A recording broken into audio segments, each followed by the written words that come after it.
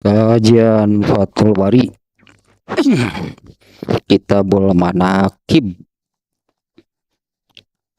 Nah, di dalam Kitabul Manaqib itu ada Kitabu Fadhaili Ashabin Nabi, keutamaan, keistimewaan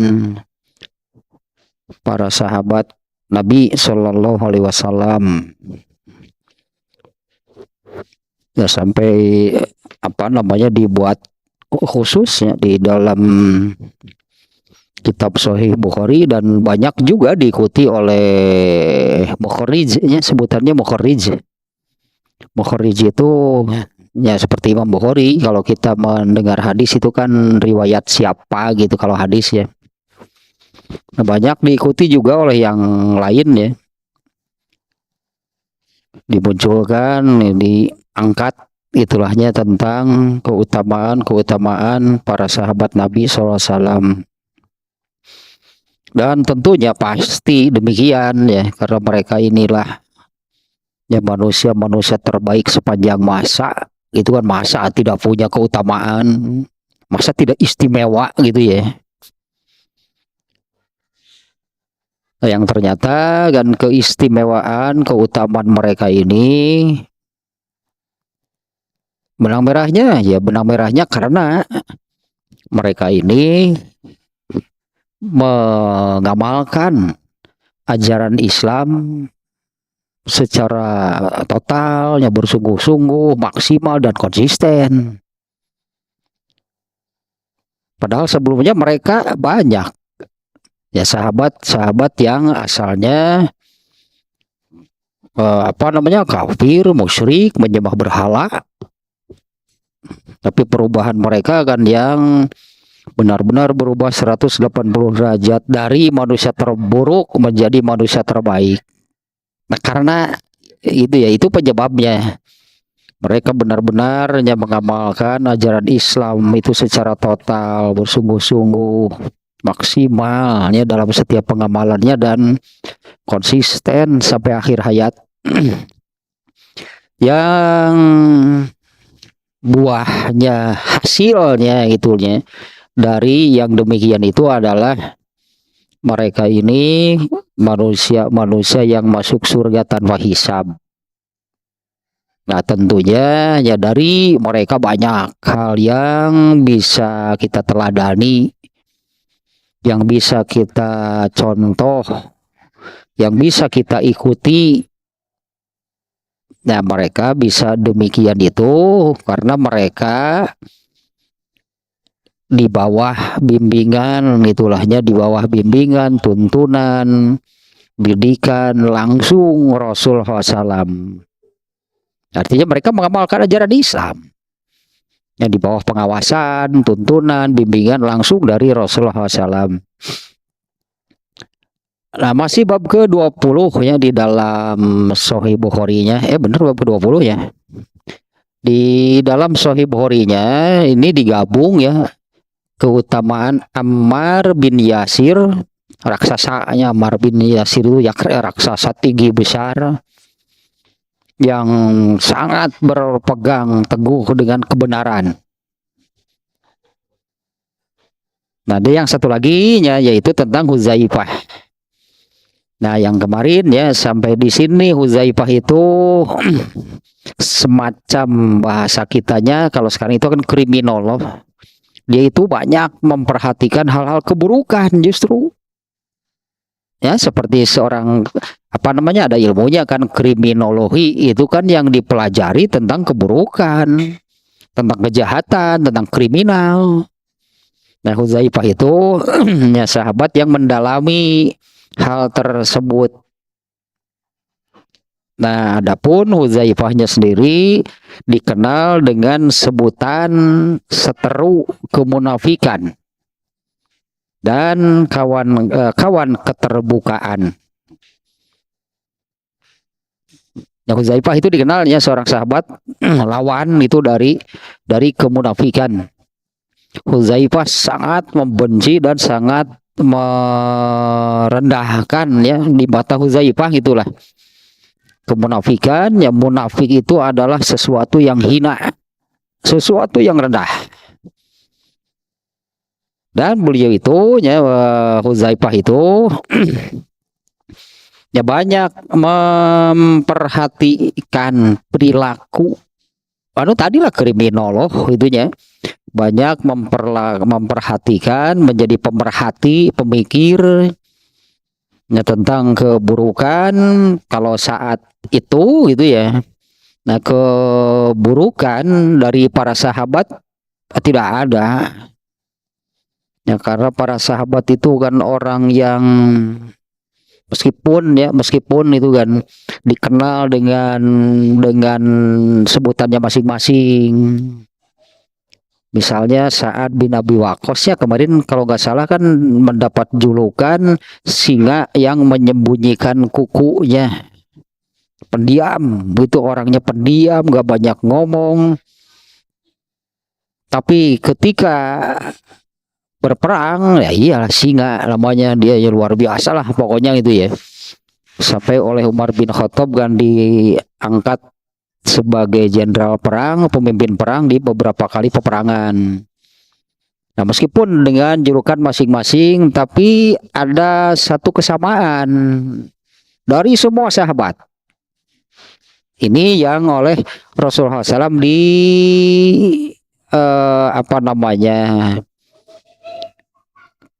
oleh Rasul itu beliau bersabda, la tasubbu ashabi. Janganlah kalian menjelek-jelekan, ya, memaki sahabatku. Nah, kalau di dalam ilmu hadisnya ini juga sudah hanya beberapa kali nih ya tentang mereka, sampai dibuat satu definisi, satu kalau istilah bahasa Arabnya satu kaidah, satu definisi lah. As-sahabatu kulluhum udul. Nah, ini kesamaan di antara mereka, standar gitu. Standar nah gitu para sahabat mah. Semua sahabat itu adil. Nah, adil di sini ya dalam arti adalah, kalau adil orangnya, kalau adalah pakai ain di sini, bukan adalah bahasa Indonesia nih. Al adalah, nah para sahabat semuanya nih berpegang mengamalkan al adalah, yaitu apa ya bahasa kitanya, jujur dalam segala hal.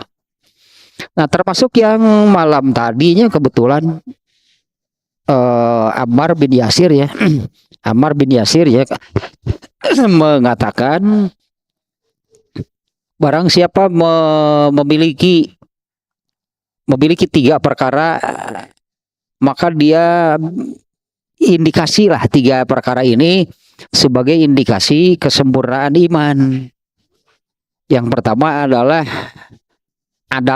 ya gitunya, al insafu min nafsika, adil, jujur terhadap diri sendiri. Ini pondasi nih, jujur terhadap diri sendiri. Nah, karena kalau sudah terbiasa hanya dengan jujur terhadap diri sendiri, dia juga akan jujur terhadap orang lain. Orang yang biasa berkhianat terhadap dirinya, dia juga akan berkhianat kepada orang lain. Nah, para sahabat itu semuanya adilnya dalam arti demikian, atau boleh diartikan dengan benar gitu ya dalam beragamanya. Ya, itu tidak ada penyimpangan, tidak ada dalam beragamanya, itu tidak ada penyimpangan, tidak ada kecurangan. Lurus itunya, semuanya lurus, semuanya ikhlas, semuanya jujur itu dalam beragama. Nah, kembali ke ini tentang Hudzaifah dia. Nah, Hudzaifah ini dia sebutannya ya menjalani kehidupan dengan ya mata terbuka. Artinya kan dia selalu waspada, malah dia pemerhati, malah dia mempelajari gitu ya tentang keburukan, tentang kejahatan, dan selalu waspada gitu ya terhadap sumber-sumber fitnah penyebabnya itu apa saja. Nah, itu dipelajari itu ya oleh Hudzaifah ya. Penyebab fitnah, penyebab penyimpangan gitu yang terjadi. Adapun sumber utamanya tetap dua di zaman Rasulullah SAW itu ya, sumber utamanya fitnah-fitnah itu adalah orang-orang kafir dan orang-orang munafik. Ya karena Quran bicara itu kan hanya tiga golongan orang. Nah di zaman Rasulullah SAW itu semuanya berkumpul. Rasulullah dan para sahabat itulah yang benar. Ada kaum munafik, ada kaum kafir. Nah sumber penyimpangan, sumber kerusakan, sumber fitnah itu adalah mereka. Nah yang kemudian ini ya pasti sebetulnya kan orang-orang munafik mereka itu melakukan apa? Mereka ingin merusak Islam. Kemudian orang-orang kafir mereka ingin merusak Islam. Nah ini yang dipelajari, diperhatikan oleh Hudzaifah. 1001 macam cara gitunya mereka itu untuk merusak Islam. Nah, banyak yang terpengaruh.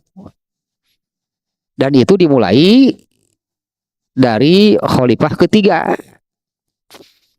Nah kita lanjutkan dulu ya nih. Hudzaifah itu orang yang demikian ya. Dia mempelajari, dia tidak berhenti gitu ya, terus mengawasi, mempelajari sumber-sumber fitnah dengan segala apa liku-likunya lah itunya, demi menjaga diri dan memperingatkan manusia akan bahayanya. Bahaya di sini tentu kan bukan hanya sekedar itu bahaya di dunia. Ini kan dari fitnah, dari kerusakan ininya kejadiannya. Umar bin Khattab padahal kan kalau kalau dibuat peringkat gitu kan, Umar bin Khattab kalau dibuat peringkat di antara semua sahabat yang jumlahnya ratusan ribu, ini sahabat, Umar bin Khattab nomor 2, Abu Bakar nomor 1, Umar bin Khattab nomor 2. Tapi sebutannya ya, hidup Umar bin Khattab itu kan berakhir tragis, matinya dibunuh. Orang sehebat itu ya.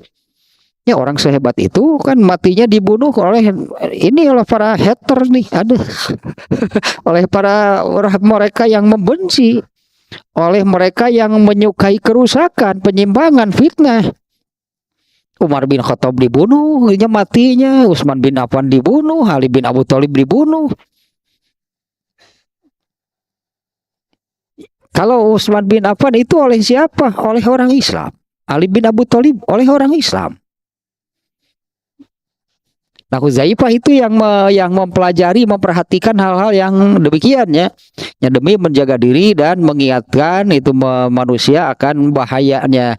Nah, dan bahayanya bukannya sekedar di dunia lah sampai terjadilah Umar bin Khattab dibunuh, terjadilah Utsman bin Affan dibunuh. Bagi Hudzaifah itu kan lebih, karena semua sahabat itu lebih mengutamakan, lebih mementingkan urusan akhiratnya. Kalau celaka di dunia, misalnya Umar bin Khattab dianggap celaka sampai meninggal, ya sudah selesai sebetulnya. Selesai dalam arti bagi Umar bin Khattab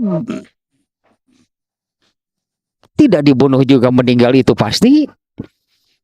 Adapun meninggal dengan cara dibunuh Umar bin Khattab dan tidak mengurangi kemuliaan Umar bin Khattab, tidak menjadi hina karena meninggalnya dibunuh. Nah, andailah celakanya sampai yang paling parahnya sampai meninggal, apa dibunuh atau bagaimana. Nah, bagi Hudzaifah itu kan dia memperingatkan manusia, memperingatkan kaum muslimin dari hal-hal seperti itu kan, bahaya di akhirat. Tentu itu yang harus lebih dikedepankan, itu yang harus lebih dipentingkan, dipikirkan, dihindari, yaitu bahaya dari hal-hal seperti itu untuk di akhiratnya. Ya, sehingga siapa Hudzaifah ini ya selalu disebutnya dia menganalisa itu dunia, menganalisa kehidupan dunia dan mengkaji itu pribadi banyak orang. Nah, sampai Hudzaifah itu ya dikenal dengan seperti alah bahasanya kalau sekarang ini seperti orang pintar. Baru melihat wajahnya saja Hudzaifah itu bisa membaca isi hatinya. Ini punya keahlian ya karena memang dia mempelajari kan. Dia mempelajari mendalami hal seperti itu. Umar bin Khattab lagi Hudzaifah itu dikenal juga hanya orang yang bisa membaca gestur, mungkin bahasa kitanya sekarang. Gesturnya dari gestur seseorang, dari raut wajahnya. Nah, Hudzaifah itu punya ilmunya yang demikian. Itu kan dari raut wajah yang demikian, dari gesturnya yang seperti apa. Hudzaifah bahkan tahu sampai kepada nih orang ini kepribadiannya seperti ini. Punya keistimewaan, punya keahlian demikian ya. Nah, dari ilmunya tersebut, Hudzaifah kemudian sampai mengeluarkan apa namanya satu statement lah, cukup panjang nih ya, saya baca dari sebuah buku nih. Hudzaifah berkata, sesungguhnya Allah Ta'ala telah mengutus Muhammad Sallallahu Alaihi Wasallam, lalu diserunya manusia dari kesesatan menuju kebenaran, dari kekafiran kepada keimanan. Lalu yang menerima mereka mengamalkan hingga dengan kebenaran itu, dengan al-haqnya, dengan kebenaran itu yang mati menjadi hidup. Ini kalimat filosofis seorang filosof ya, dalam berarti kalimatnya ya, kalimat yang dalam, kalimat yang berat ya. Yang menerima mengamalkannya hingga dengan al-haq, dengan kebenaran itu yang mati menjadi hidup, dan dengan kebatilan yang hidup menjadi mati, dan dengan kebatilannya yang hidup menjadi mati.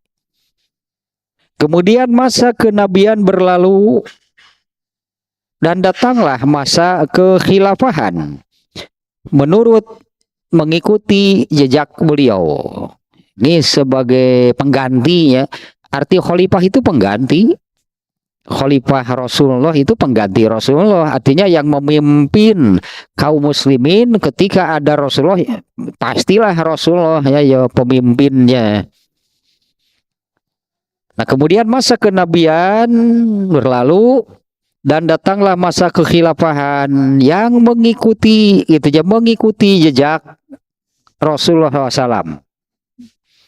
Dan setelah itu datanglah zaman kerajaan yang durjana. Ini kata-kata Hudzaifah nih. Setelah itu, karena Khulafaur Rasyidin sebutannya, itu ada ayat Qur'annya ya. Atiullaha wa atiur rasula wal khulafaur rasyidin. Nah, khulafaur rasyidin ini boleh disebut ijma sebutannya ya. Ijma itu kesepakatan para ulama sampai hari ini, itu tidak ada yang membantah. Pemimpin kaum muslimin yang mendapat julukan Khulafaur Rasyidin, karena sebutan Khulafaur Rasyidin itu ada ayatnya gitu ya. Itu ada 5. Yang 4, yang awal Abu Bakar, Umar bin Khattab, Utsman bin Affan, Ali bin Abu Thalib. Nah, 4 itu yang pertama, karena keempat-empatnya ini adalah empat orang ya, salah empat berarti bukan salah satu nih. Ini salah empat nih. Dari 10 orang sahabat yang dipastikan masuk surga tanpa hisab. Ini nih khalifah pertama yang 4 orang. Nah setelah itu kalau ada pun fitnahnya, penyimpangan kaum muslimin, kekacauan, kemunduran kaum muslimin, itu dimulai sejak terbunuhnya Umar bin Khattab. Nah di zaman Utsman bin Affan sebagai khalifah sudah mulai kacau.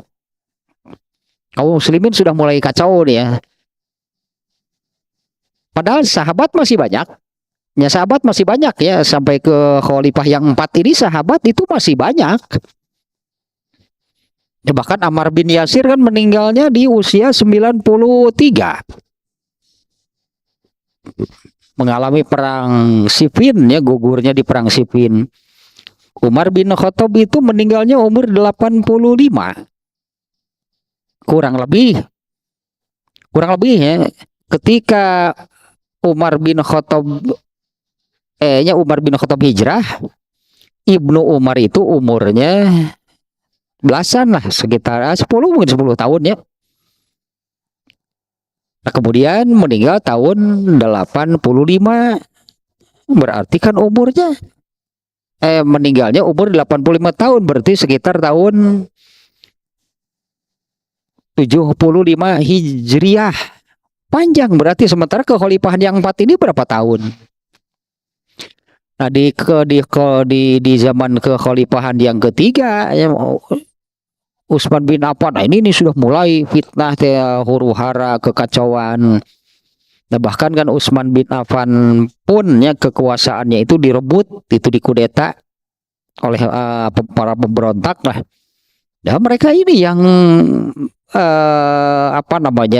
yang baru ya gitulah, yang baru itu masuk Islamnya, yang ternyata mereka ini kemudian dimanfaatkan. Adapun para sahabat yang ya mengalami senasib, sepenanggungan, seperjuangan dengan sesama sahabat, mereka lebih banyak yang tidak mau terlibat ya dengan fitnah, dengan kekacauan, apa rebutan kekuasaan lah. Nah, Hudzaifah mengatakan seperti ini. Kemudian masa kenabian berlalu dan datang masa kekhilafahan menurut jejak beliau. Artinya ini masih mengikuti jejak Rasulullah SAW. Dan setelah itu tiba zaman kerajaan yang durjana. Sampai hari ini. Sampai hari ini seperti ini situasinya kaum muslimin, orang-orang Islam. Masih ada lanjutannya nih kalimat Hudzaifah nih. Dan di antara manusia ada yang menentang kerajaan nih.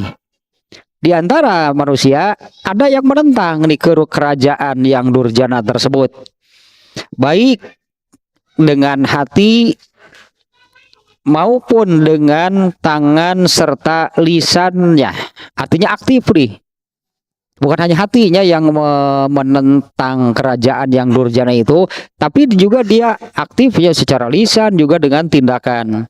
Maka merekalah yang benar-benar menerima yang hak.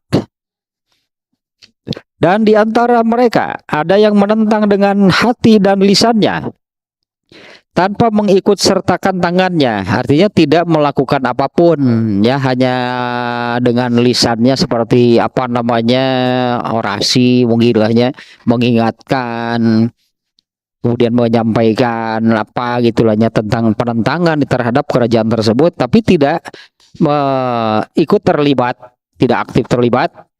Maka golongan ini telah meninggalkan satu cabang dari al-haq. Dan ada pula yang menentang dengan hatinya saja tanpa mengikut sertakan tangan dan lisannya. Maka golongan ini telah meninggalkan 2 cabang dari al-haq. Dan ada pula yang tidak menentang, baik dengan hati maupun dengan tangan serta lisannya. Maka golongan ini adalah mayat-mayat hidup. Ini keras nih ininya nih. Maka mereka ini adalah mayat hidup. Ini ada pula yang tidak menentang nih, padahal ya tadinya fitnah ke penyimpangan, kerusakan, kemunduran kaum muslimin. Nah itu ya dari penguasanya. Penguasanya disebutnya tadi Uzaifah menyebutnya kerajaan yang durjana, kerajaan yang zolim lah. Tadi kan sudah jelasnya menyimpang ya, jelas menyimpang nih. Berbeda sekali dengan ketika bagaimana Abu Bakar menjadi khalifah. Ini masihnya berpegang teguh itu dengan dan mengikutinya, mencontoh bagaimana Rasulullah SAW memimpin kaum muslimin. Ini Abu Bakar masih seperti itu. Umar bin Khattab, Utsman bin Affan, Ali bin Abi Thalib. Nah, setelah itu, ini kerajaan yang durjana ya, kerajaan yang ya fitnahnya menyimpang, sudah menyimpang gitu, menyimpang dari dari ajaran Islam. Nah, dan ada pula yang tidak menentang baik dengan hati maupun dengan tangan serta lisannya. Nah, maka golongan ini adalah mayat hidup. Nah, kemudian ia pun berbicara tentang hati. Nah, karena kan Hudzaifah seolah-olah dalam tanda kutip lah bisa membaca isi hati. Ya, bisa membaca isi hati itu manusia. Karena dia memang mendalami tadi kan ya, mendalami gestur, itu mendalami air muka, mendalami tentang keburukan. Nah, Hudzaifah mengatakan hati itu ada 4 macam. 1, hati yang tertutup, itulah hati orang kafir, yaitu yang khatamallahu ala qulubihim, Allah mengunci hati mereka ya, sehingga tertutup ya, tidak terbuka, dikunci oleh Allah hatinya. Nah, 1 hati orang yang tertutup, itulah hati orang kafir. 2, hati dengan 2 muka, itulah hati orang munafik. Disebutnya ini itulah hati 2 muka. Hatinya ya hati yang memiliki 2 muka, itulah hati orang munafik. Kemudian yang ketiga, hati yang bersih. Hati yang ketiga nih, hati yang bersih. Di sana ada pelita, ada cahaya yang meneranginya. Itulah hati orang yang beriman. Ingat ya, kalau orang Islam kayak jauh kene atau dari yang seperti ini nih, hati orang yang beriman. Nah, itulah hati yang suci, bersih. Di dalamnya itu ada cahaya, ada pelita yang meneranginya. Itulah hati orang yang beriman.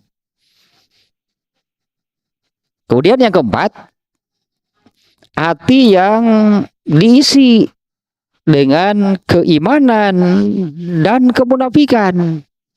Artinya ini tidak sepenuhnya bersih gitu kan. Kalau yang keempat nih, hati yang diisi dengan keimanan. Ada iman berarti orang Islam, berarti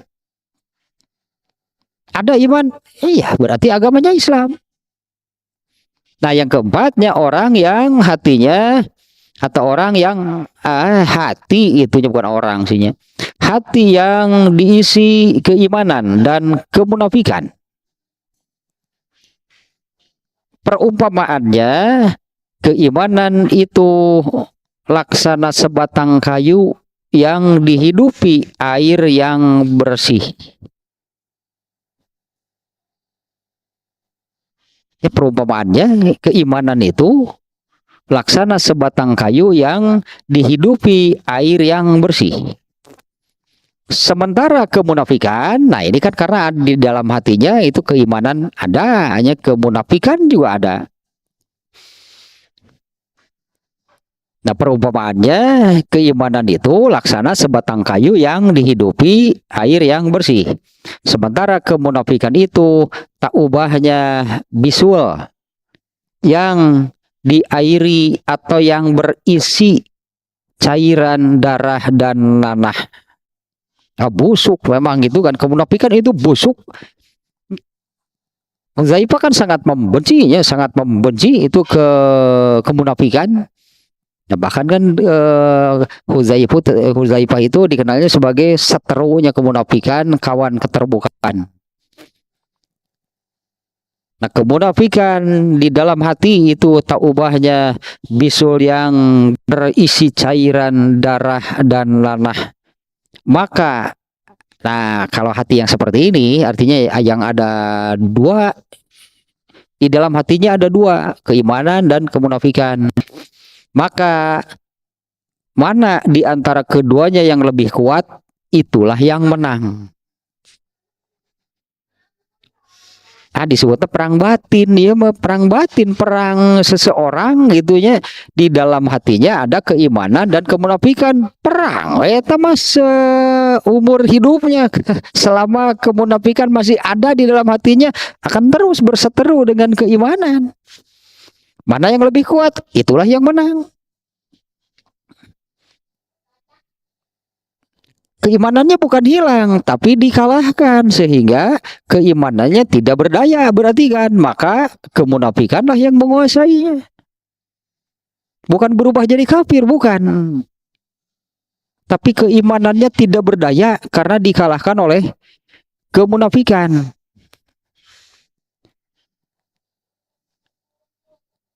Ini saya lihat ada ulama, ada ya ulama hari ini, ya bukan ulama dulu, ulama hari ini. Ini entah di mana, Arab Saudi atau di mana gitunya, ada ini ada videonya gitu saya lihat. Jika kamu ingin mengetahui kamu itu munafik enggak, itulah kurang lebih ya. Jika kamu ingin mengetahui kamu itu munafik bukan. Nah, artinya ini hati yang keempat nih ya, bukan nggak ada iman, bukan tidak ada iman di dalam hatinya itu, atau hatinya itu diisi dengan keimanan dan kemunafikan. Yang kemudian ini kan perang, nggak berhenti perang nih. Mana yang kuat, itulah yang menang.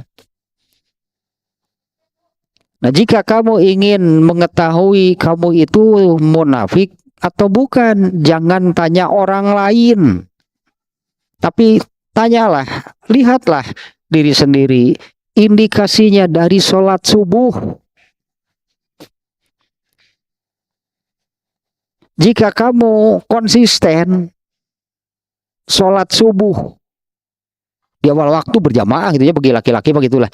Jika kamu konsisten, kurang lebih demikian nih ya. Jika kamu konsisten mengerjakan sholat subuh, kamu orang yang beriman, kamu ahli surga. Dan yang apa namanya yang menghalangi kamu dari masuk surga itu hanya kematian, tinggal nunggu itu saja.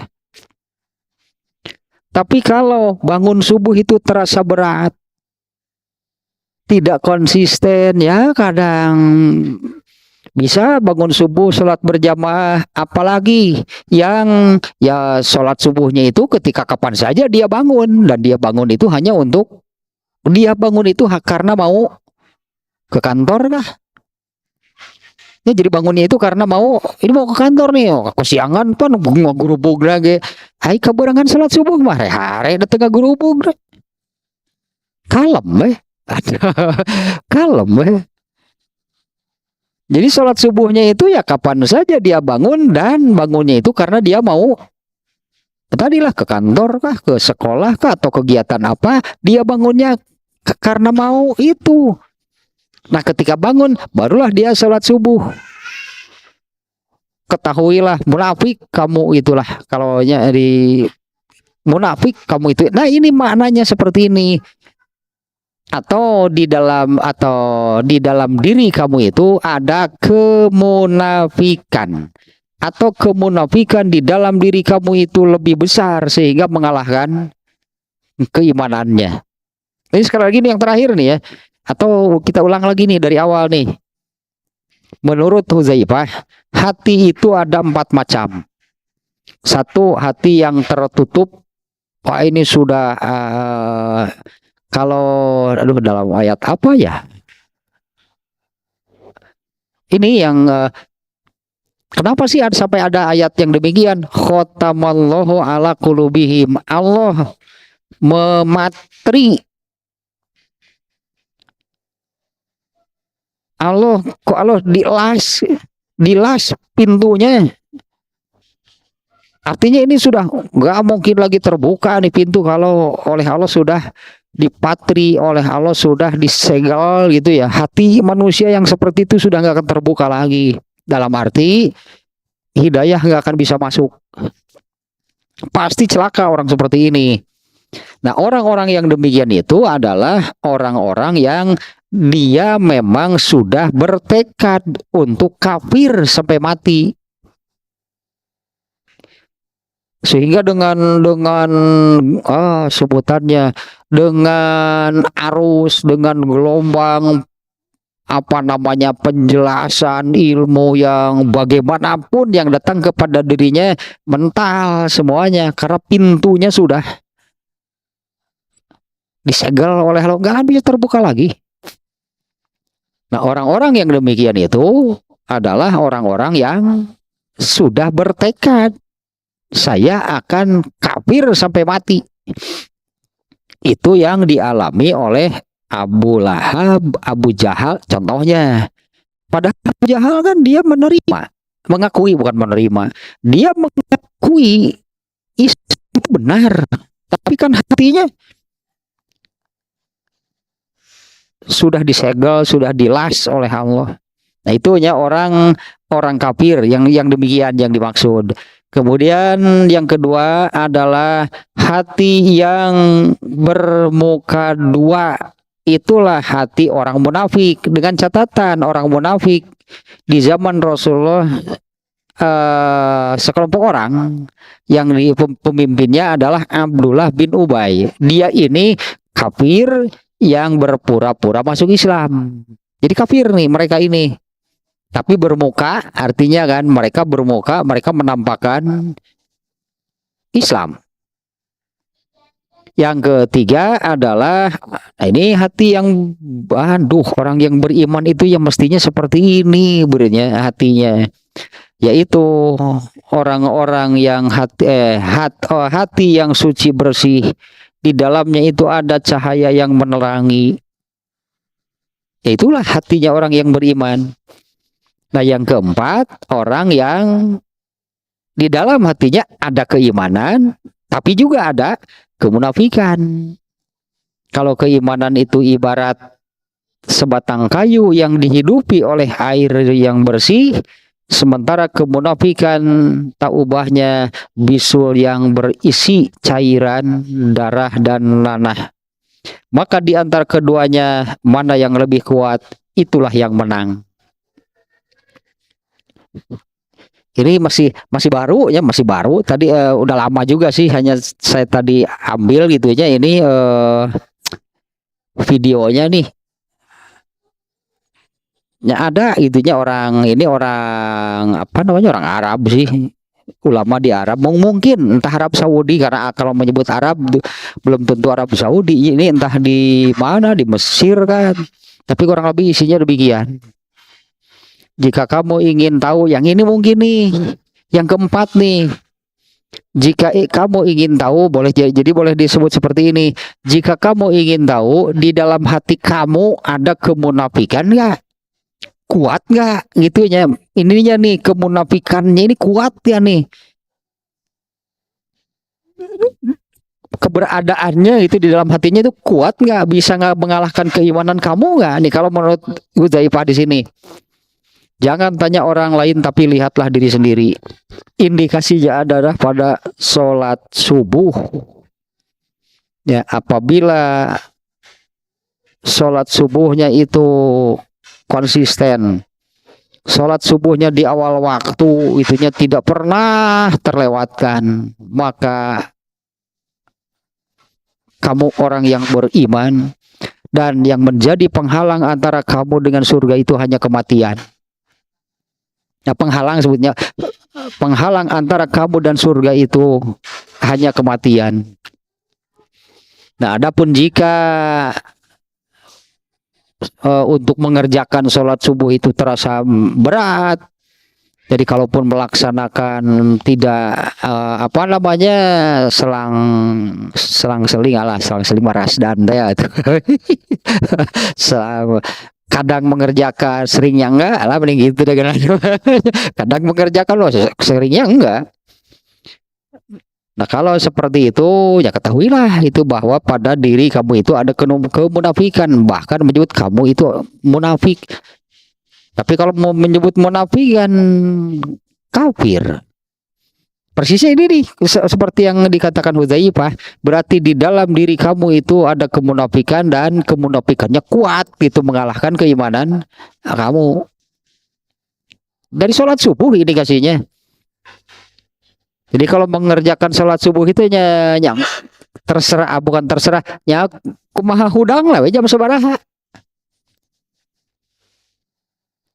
Ya apa iya, artinya apa boleh, apa benar itu kalau pelaksanaan sholat subuh itu bisa seperti itu.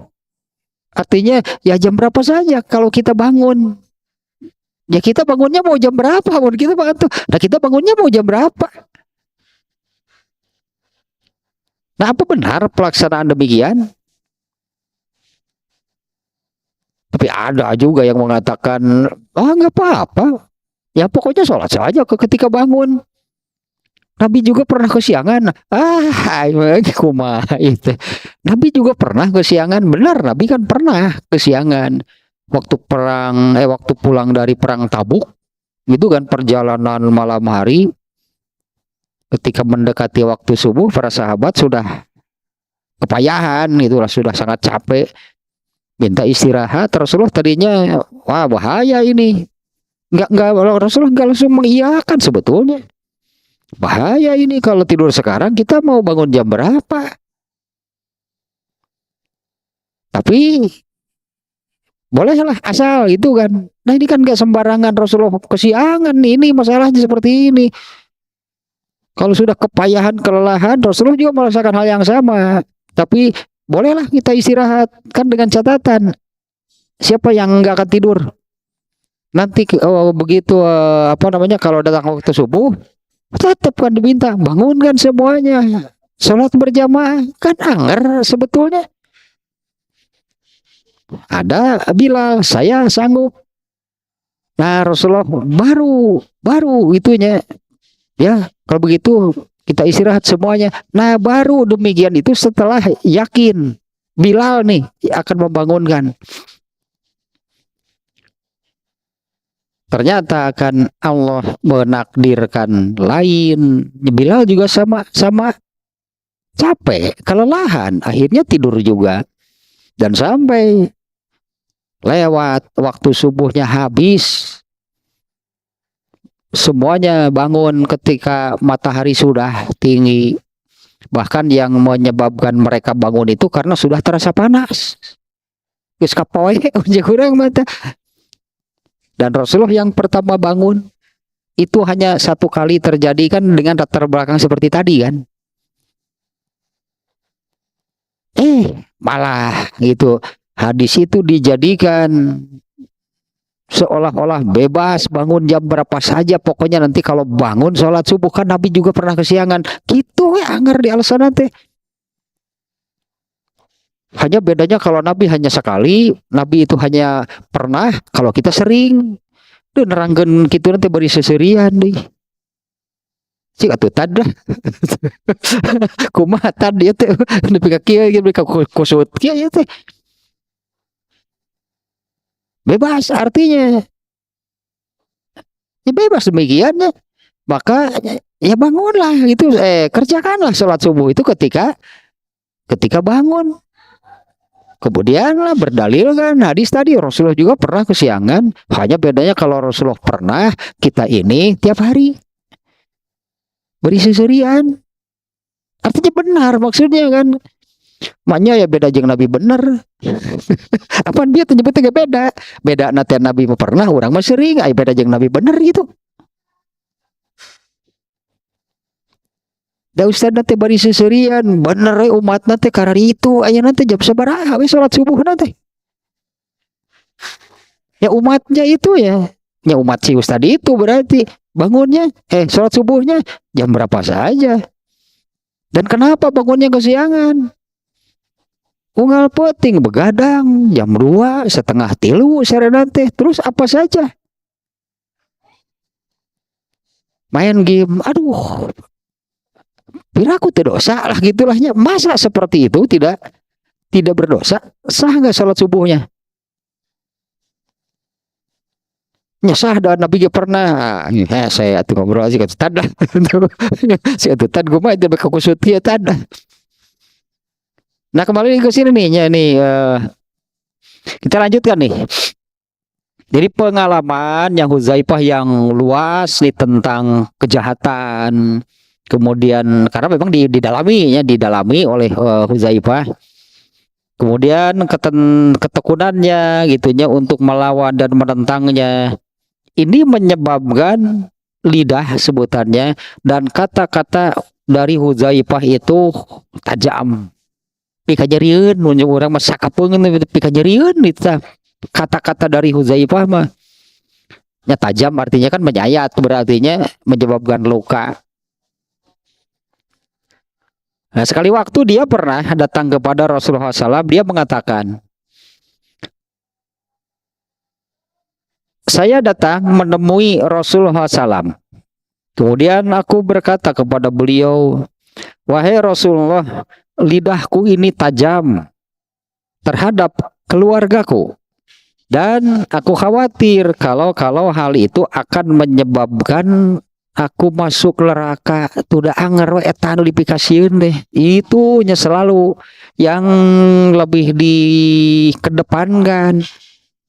Bukan takut aku nanti misalnya begini, aku takut nanti dimusuhi, dikucilkan oleh keluargaku, nggak ada takut seperti itu di Hudzaifah.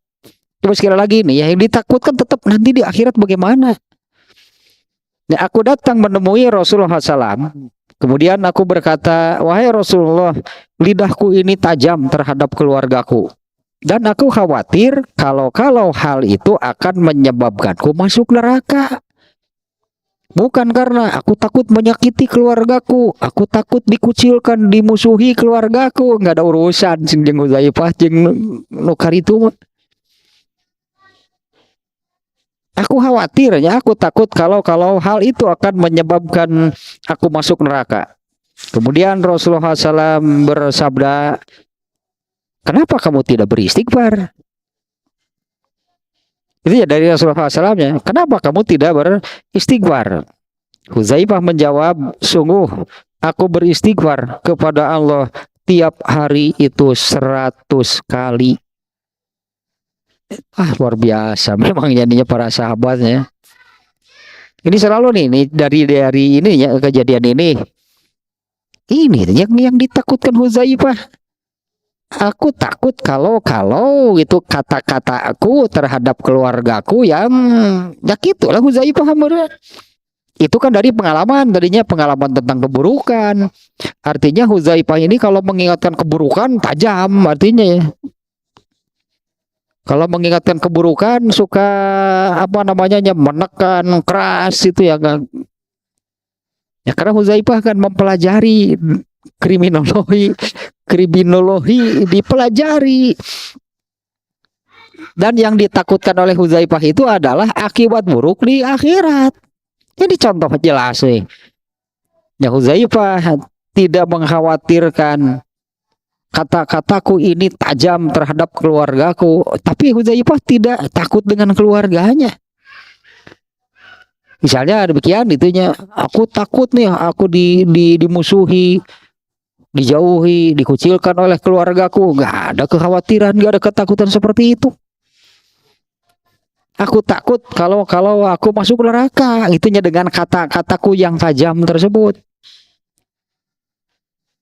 Kemudian Rasulullah SAW bersabda, kenapa kamu tidak beristighfar? sungguh aku beristighfar itu setiap beristighfar kepada Allah 100 kali setiap hari.